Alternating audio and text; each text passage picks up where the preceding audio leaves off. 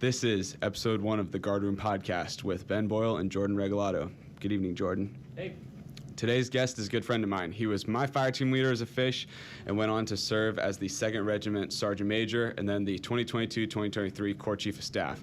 He's single-handedly, for better or for worse, the man behind moving the entire Corps to teams.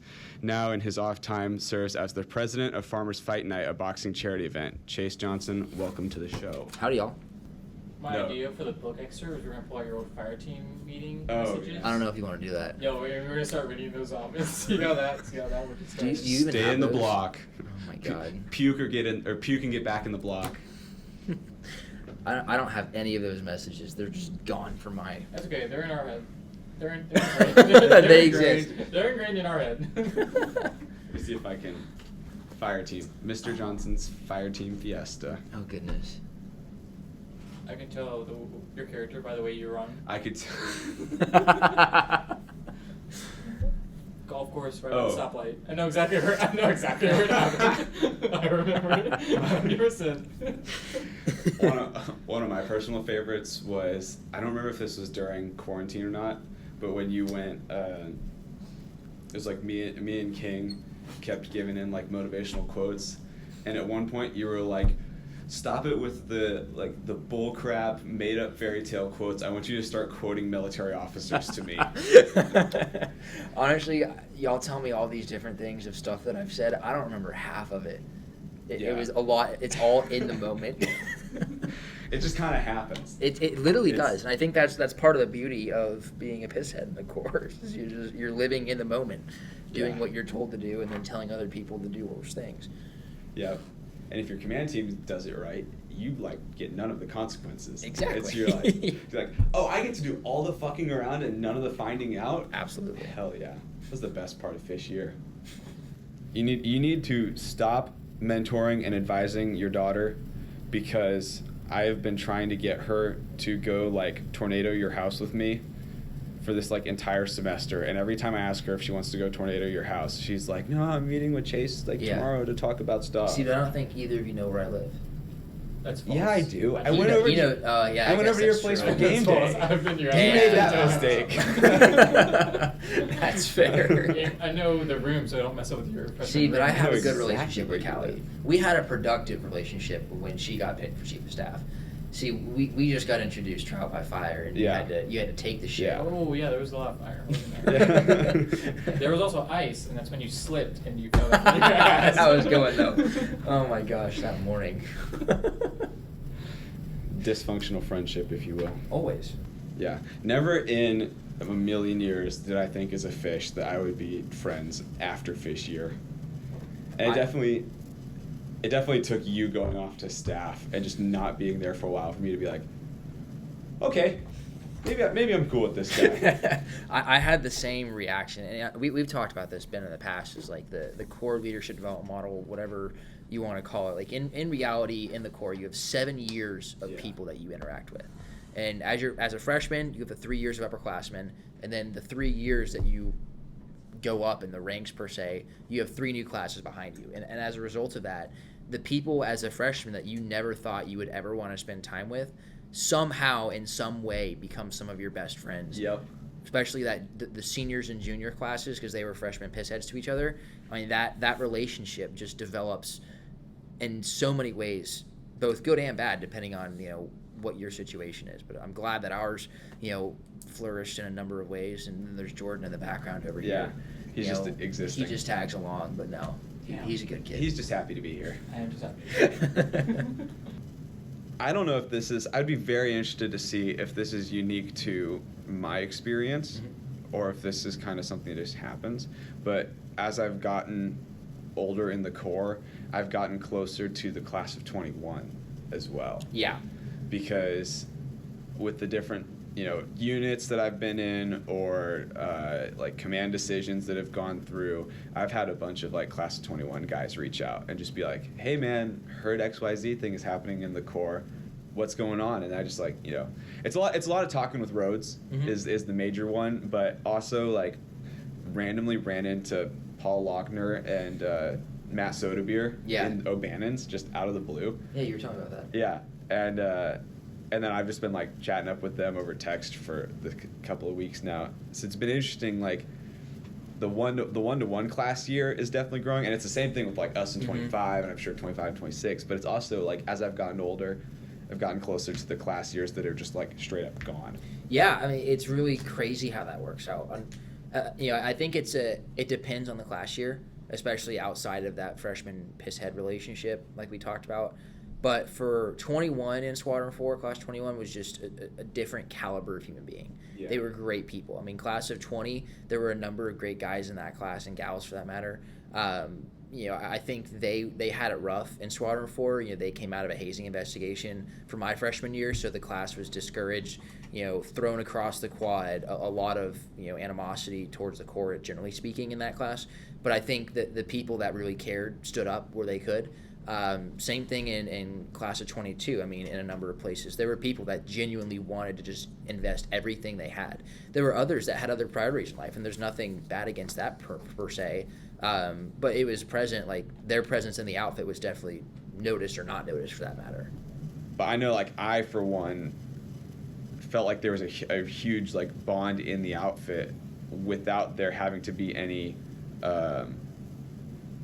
We can get into this later, but like it just felt professional at all times. And when you talk about like outfits trying to maintain that professional military environment and being hard and like getting in your face, I felt that in the outfit, even if like I was a fish and I wasn't necessarily one of the aces yet. Yeah, that's absolutely something that Squadron 4 did well, at least in my experience, and I'm sure yours as well. Is I think if we get into the conversation of hazing, intent matters.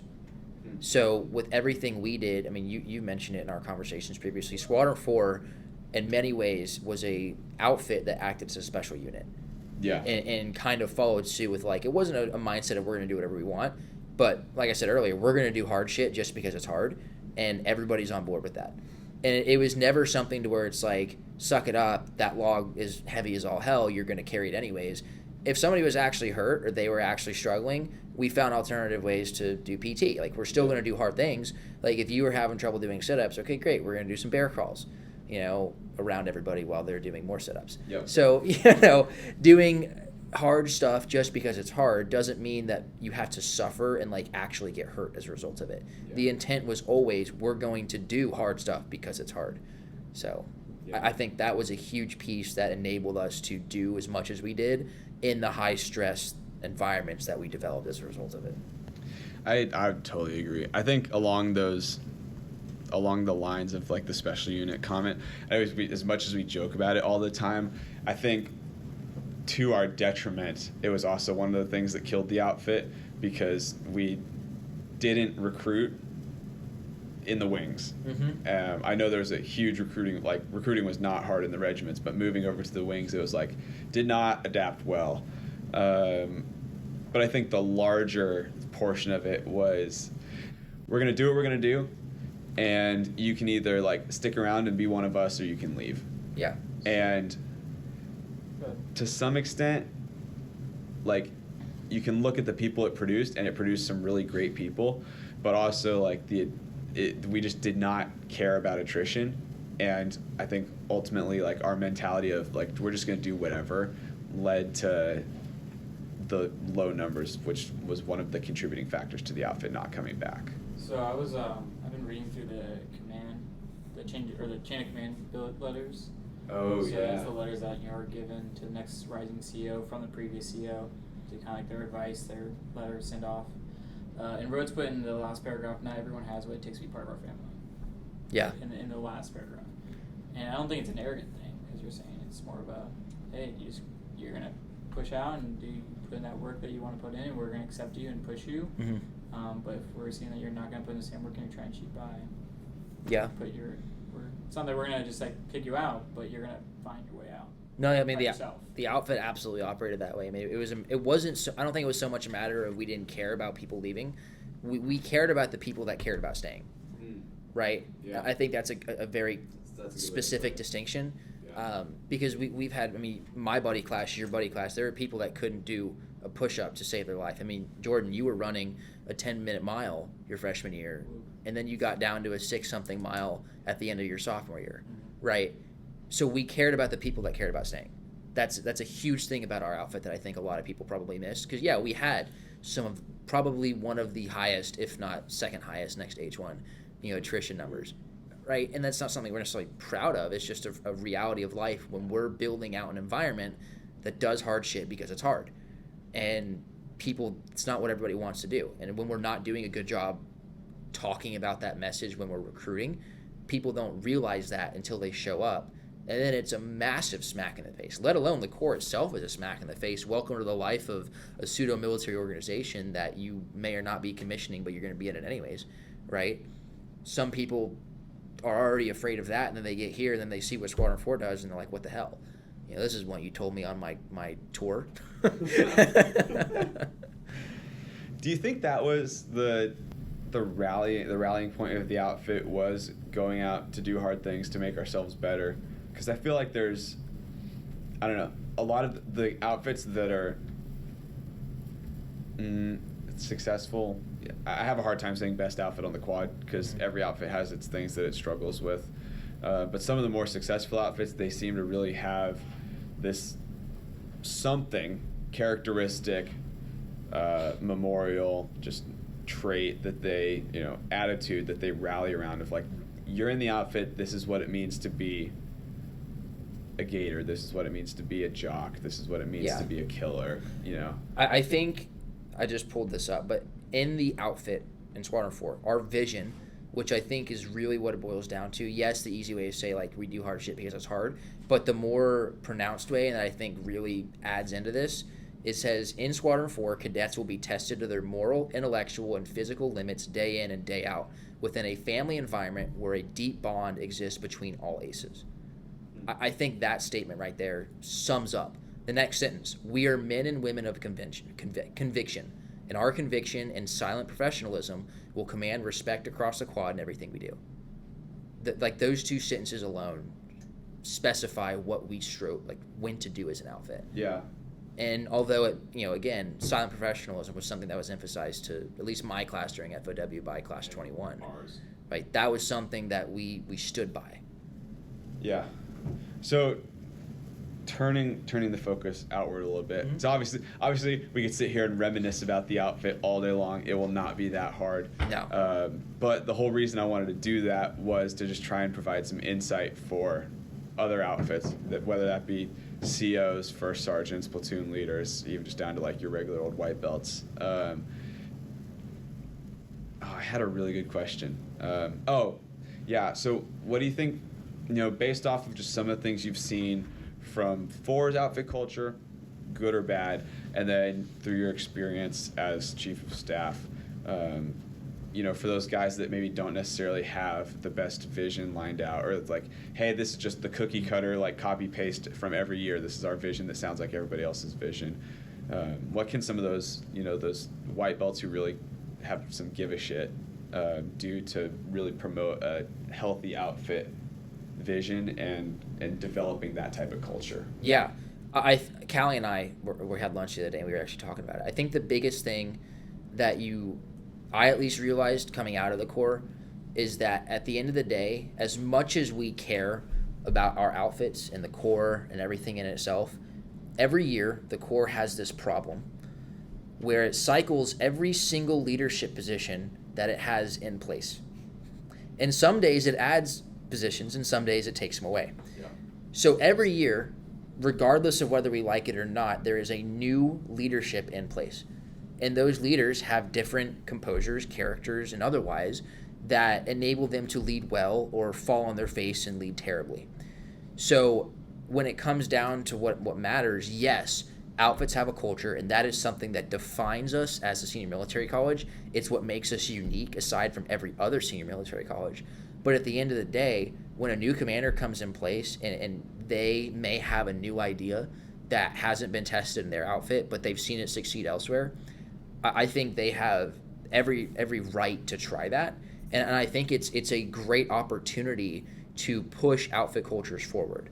It doesn't mean you have to radically change something. Like, I don't want to give a good example because someone might yell at me, but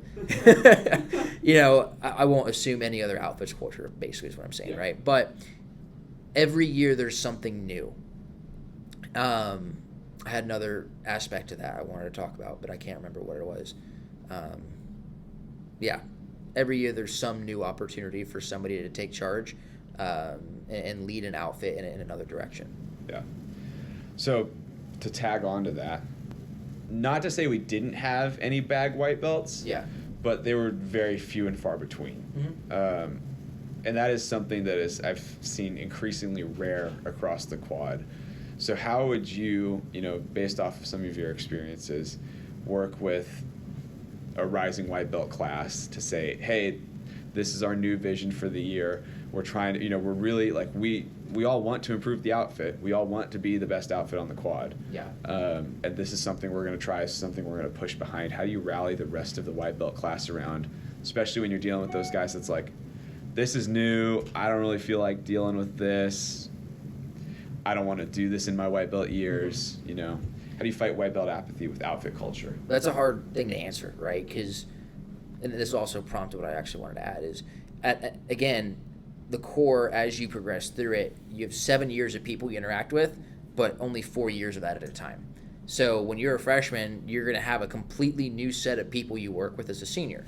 And as a result of that, what made the outfit culture your freshman year may not be what makes the outfit culture your senior year. So what I'm getting at here is as a rising commander and with the opportunity to reshape some aspect of your outfit's culture, play to what your people's strengths are, right? You may have 70 people in an outfit or 40 people in an outfit or 35 people in an outfit, but there is some piece of that will enable you to apply their strengths and talents to pursue something greater that everybody wants to be a part of. So that's speaking generally, but when it comes down to rallying people behind what you want to do, this is just a generic leadership idea that I've seen work very well, is find what people are interested in. So yes, at a broader sense, working with an outfit and like moving the outfit forward, you might be able to apply the general skills and interests and talents. I mean, your freshman year, the outfit might be a bunch of PT studs, but your senior year, you might have a bunch of med school students, right? There's no way to tell that unless you're recruiting and you're very good about that. So to that end, if you have a mix of everything, you can't make a PT-centric outfit when half of your guys are engineering students who want to just go be academic researchers or just researchers in general for the rest of their life. Sure, that's great for the other half that want to go do weightlifting, right? So I think that's where you can apply the chains in the core. Like that's a great opportunity to do that, where you can find the people that may not want to do PT, but you can put them in a position and give them the mandate, not just put them in the position, but you have to empower them as leaders within their own right to take ownership of their role.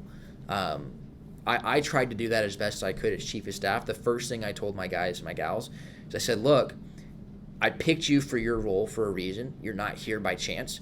I said, as a result of that, I trust you to do your job for the right reasons and to the absolute best of your ability. The only thing I ask in return is you keep me in the loop of what's going on. If there's someone coming after you, you let me know and I'll be the first person to strike them down. But if you don't tell me what's going on, you're digging your own grave, man. Yeah. That's what it comes down to, at least in my mind. Did you get that from Turn the Ship Around? No, that's on my own. Okay. Hey, I get it. That I got about like 60 pages into that book before I got busy and just dropped it. But yeah, well, I wouldn't say it's on my own. I've been incredibly fortunate to have a number of great mentors in my life that have held some very high leadership positions, both in the government and the private sector. Both the result of some connections my dad had that I happened to just be in a conversation with, and others that I made on my own through various internships and jobs and otherwise that I've had. So, like I said, I've been very lucky to have some very intelligent, great human beings to look after. Yeah. Do you think when you came in as a fish, you're going to be SAG managed? Was that any idea? No. Or was that any aspiration? I kind of want to go to this higher leadership. So I remember my freshman year during FOW, third day in, me being aspirational. I said, I think it'd be cool to be the corps commander. Didn't we all? Yeah, right? So that's the thing is No. it's not for everybody, but I sat there, I'm I think it'd be cool my senior year. That would be a really cool opportunity to grow and learn and lead people. Okay, great. You're aspirational, you're a little freshman, you know what you're thinking. Then sophomore year, I didn't get guide on. I literally got no positions until probably like a third of the way through the summer, and then I got like 4 chains dumped on me, Yeah. which was great. I thrived in that. And I had no interest in being sergeant major or otherwise. It wasn't until Grant Kirby, who was the sergeant major of First Wing at that time, Yep. he lived like 3 doors down, and he's like, Johnson, are you like, what are you applying for? I'm like, oh, I'm just applying for first sergeant, want to be in my outfit. He's like, what are you talking about? Like, you would be a great sergeant major. I'm like, I don't care. Like, what do you mean? He's like, you and I are having lunch. So he forced me to have lunch with him, and we sat down and we talked about what it means to be a sergeant major, what goes into it. And he was the one that got me to apply for it. And I probably spent a lot more time on my application as a result of that. And lo and behold, I got, my outfit was as a freshman was in the Navy Marine side, and then we got moved to Air Force side my sophomore year, and then they said, you're going back to the Navy Marine side as a 2nd Regiment Sergeant Major. And I had 4 great outfits with phenomenal people that I'm still friends with. Had a little hiccups here and there. That, as with any good leadership position, you run into some roadblocks. A lot of those guys and gals went on to take on bigger leadership positions and like CO of their outfit or the major unit commander the next year, which they did good things and bad things, and everybody learned a lot. That's just the reality of life. But no, I had no interest at all in being anything but a first sergeant, especially closer to the end of my freshman year. I had the same conversation with Grant Kirby. I think he just had a thing for getting aces into leadership positions. Yeah. Which, fair on him. Good leadership right there. Yeah. I mean, I think it says something about an outfit when your outfit has, in the Navy battalion side, the Navy battalion CO, the battalion CO, the Navy CO, the Marine Corps CO, the XO and Sergeant Major, I think it was. Pretty much like every major leadership. NROTC battalion. Yeah, the entire NROTC major leadership positions was run by Squadron 4. Yeah. Like, that says something about an outfit. Let alone when the battalion CO and Sergeant Major came from Squadron 4 for like 4 and 5 years straight.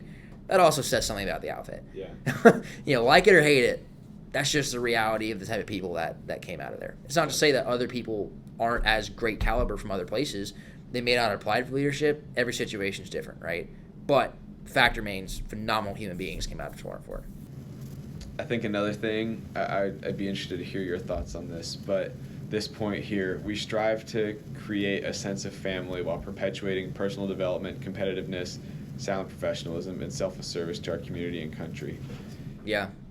That's something I tried to strive with you and King when y'all were in my fire team. It's like, look, yes, I'm your sophomore, big, mean, scary, whatever, but we're gentlemen in this room. Like, when we're talking, you look at me in my eyes, not freaking 1,000-yard stare ahead. Like, we're having a conversation, and I want to talk to you like a man. That was what mattered to me, is having that relationship, which honestly I think enabled us to have a stronger relationship quicker after the fact. So, yeah, there's that caring professionalism. Mm-hmm. It was like, hey, I care about developing you as a person. I might not say it, but everything that I'm going to do is going to be dictated towards making you a better person. Yeah, we care about the people that care about the outfit. I don't know if you ever told me this, but I think you probably did. Just like, as a piss head, and I've come to take this for like subsequent leadership roles, right? Your success as a leader is not defined by anything you do; it's by how well your followers succeed. I can see that. I don't remember if you told me this specifically or if this was just something I came to, but like, as a fire team leader, it was like, my success as a fire team leader is not like what happens to me next year after fire. Like, it's not a bullet point to say fire team leader. My success as fire team leader is how well do my fish turn out. I think that's valid. I think there's different pieces of it, but it's definitely a big thing. I mean, if technicality speaking, you're doing all the right things, but your freshmen aren't succeeding, sure, you can look at it as, they're crap freshmen, they're not trainable, whatever. Yeah. But also, did you adapt your leadership style to fit their needs? I mean, I'm not a father by any means, but when you're raising a kid, if you just do what you think you know to do best, and you're not tailoring your direction to your children to guide them on the right path, to teach them the right values, to try and host their success, right? Like, you're failing them in some ways. So apply the same idea to the core, is like, if you as a leader in charge of 2 and 3 and 4 freshmen are not fitting your leadership model to their needs, how can you expect them to succeed? Yeah. One of the things the outfit did well and uniquely was everybody in the outfit was motivated to excellence. Mm-hmm. And there was this like common spirit of, we just don't let you shitbag out of things. And whether that's like uniforms, rooms, it's so easy to just be like, oh, this is a little thing, it doesn't matter. But we took that to heart and we said like, hey, the little things are what build into bigger things. How do you start that in an outfit? It's easy. I think we had the privilege of just running into it. Mm-hmm. Like we just joined an outfit where that was already like, this is how it is, and this is just what's expected of you. And we went, okay, this is what's expected of us. How do you build that? Everyone has to be on board. It starts from the top. That is, at least in my mind, that is a lead by example culture that you have to build. It won't happen overnight. There is no way for it to happen overnight. In the cybersecurity world, there's a concept that the defenders have to be right every single time, but the attackers only have to be right once. Yeah. It's the same, like that type of idea can be applied in a number of places, but here specifically, the commander, the leader, spearhead, whatever, tip of the spear, whatever, they have to be right. They have to live the mantra, the example that they want everyone to follow every single day. When someone, a freshman through senior comes in their room to rant, to ask a question, whatever, their bed better be made, their desk better be sharp, their closet better be straightened away, their sink better be clean, right? Like that person has to be the pinnacle of what it means, of what they're asking everybody to be. From there, holding their buddies accountable, right? Because peer accountability is a huge thing that especially juniors in the Corps struggle with. And I think that's something that as you go into your career, because you lived it in the Corps, for better or for worse, the good and the bad side of that, you'll be better prepared to hold people that you work with accountable to their work and to the things they're expected to do. So, back to the idea of how do you build that the little things matter mentality in an outfit, you got to start somewhere up top, and then from there building out at a horizontal level, and from there building down. You can't just expect it to happen overnight. You can't, as the rising senior class, all get in a little kumbaya circle and say, yeah, we're going to do this. Because as soon as one person doesn't do it, the whole thing falls apart. It's not to say that you can't start that way, and then that person acknowledges they screwed up and fall back in line. But everybody in the class has to hold them accountable. And once you start doing that accountability, then you can start imposing that example down below, right? But again, it has to be the highest form of leadership if that's what you want to do. Everyone has to be on board. Making me want to go make my bed now. Just realizing how much of a wreck my side of the room is. There's a book on it. Yeah, I've read it. It's a good book. You should go read it. Jordan, you have anything you want to add?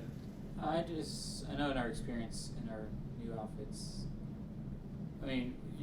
our class is not perfect. We faltered definitely, especially this year with kind of what we were trying to do.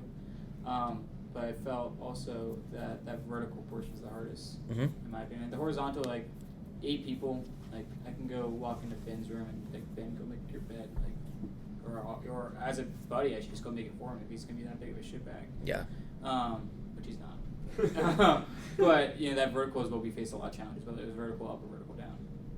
Because we can do that perfect throughout the year, and hope it rubs off on the sophomores and freshmen. But the junior class comes in the next year and just destroys that. It doesn't matter. No, you're absolutely right. And your hope is that freshman class goes, remember these seniors that they did that? We should do that. That's the beauty and the failure of the Corps that can't ever be changed. Every year there's a new leadership model, right? We talked about that a little bit earlier. It's not a bad thing. It's not a good thing. It's just the reality of the Corps cadets. There's 7 years of experience, and everybody sees a different aspect of it. And as a freshman, you remember things your seniors may have done that you want to do, and then the next year's seniors don't really give a crap, so it just dies off and goes away. Unfortunately, that's just how it ends up working. I think I'd add, you have to have a reason why. Why does what you do matter? Has to be applied to the things you expect of people. So to your point, Jordan, of like vertical integration is impossible to that front when you don't have a junior class that's in line, or you don't have a sophomore class that's in line. Why does it matter? If they don't care about it, you're not going to get it to accomplish. It's a hard as hell question to answer, but it's an absolutely necessary question to answer. Because if you can show that's, like, I think goals is a way you might be able to do that. Like, if you as an outfit and everybody is on board with wanting to go and get some sort of crazy award the Corps does, flag award, what have you, like, you have to point to that every single time. This is what we're going for. So you making your bed this morning when you didn't want to, it's going to that award. Because maybe at 6:30 or 7:30 we're still in Duncan and a CTO goes and does a commandant's inspection. We just failed because you didn't do your room, right? Pointing back to that why, at least in my experience, will always keep people on track. So I don't think Ben felt this way. So when I came in as Squadron for his freshman year, I'm looking at these seniors, not only as like what they are as zips, but then starting to think in the longevity, like kind of how I am, think about the bigger long-term plan and figuring out how the heck am I going to keep the standards that they've imposed. Like, because I feel like as a freshman I was like, there's no way I can not. I'm not really talking about the physical standards, but the culture standards. Like, how am I supposed to nurture this in the same way they had it? Do you think the seniors, the 21 or any senior class, feels like they have that impression on their freshmen? Because I feel like if I go talk to Sotovia Rhodes, like maybe these are competent people, but they're like, oh yeah, it was just a senior year. It was just like it was just like any other senior year. But then that impact, as we mentioned at the beginning, is that senior to freshman impact. I can see it. I think results may vary. Results definitely may vary. Like, if the Corps in my mind is a perfect microcosm of the rest of your life, right? You go through 4 stages of your life in 4 years, right? The first time getting to a company, take that as the first 10 years of your career. Like, you are the grunt work doing absolute like technical work per se, and then your sophomore year, you get a little bit of leadership. You're starting to get in charge. Maybe that's years 5 through 15 of your career, depending on how fast you progress, right? So now you have a little more ownership. Then your junior year, that's when you get your first real leadership position. You're in charge of a real group of people. Maybe then that's years 15 to 25 of your career, right? So like, I guess I would apply that to that idea is the Corps, you see changes in culture a lot faster simply as a result of that. Whereas in your career and for the rest of your life, you'll sit there and it might be a lot longer before you see those changes because people are in those positions for longer and they're able to maintain that input of a certain type of culture. So. Yeah. I don't know. I just wonder sometimes if 21 realizes the impact they've had. I mean, we'll talk about them for hours after Super Taps about not only stories, but like, hey, do you remember this person? They were a great class for our outfit. We kind of keep tabs on it every so times. We're like, hey, where are they at? Where, who's doing what? Yeah, keep tabs on them. So yeah. I just wonder if they recognize the impact they've had on us, and I don't know if 27 will feel the same or not. I hope they do, but it's not gonna shatter my heart. But absolutely. I hope they do. What's your next question? All right, last question. Actually, now. You're talking to Fish U. Not like generic Fish in the Corps. Fish Chase Johnson. What are you telling him? It's worth it. That this is going to be like the Corps Cadets of Texas A&M. Experiences may vary depending on what outfit, but the things you're going to go through, for better or for worse, will ultimately help you and develop you to be a greater human being when you walk out of it. I mean, you and I have talked about this, Ben. I don't care if, take the absolute minimal experience in the Corps. Somebody who was an average performer as a freshman, didn't take any leadership position of any kind, wasn't in any chain their sophomore year, just existed their junior year. Again, no leadership positions, no input to the outfit. They just existed, but they were at activities, whatever. Same thing senior year. They just sat there for 4 years and watched the people around them. I strongly believe, and will stand by this the day I die, that human being will be a greater caliber human being than anybody else that they walk the stage with that was not in the Corps and saw those experiences. So it's worth it. Doesn't experience may vary, but you will see good leadership, you will see bad leadership in all aspects of everything you do in the Corps. For all sorts of different reasons, but it's worth it. Good deal. Hitting them with the recruiting pitch right there at the end. Yeah, right. All right. It's all about boy. I think we'll call it there. Chase, thanks for coming on, man. I know we could talk forever, but it was good to get this quick little bit to sit down and talk about the outfit and outfit culture and all that. Yeah, glad to be here. Thanks for having me.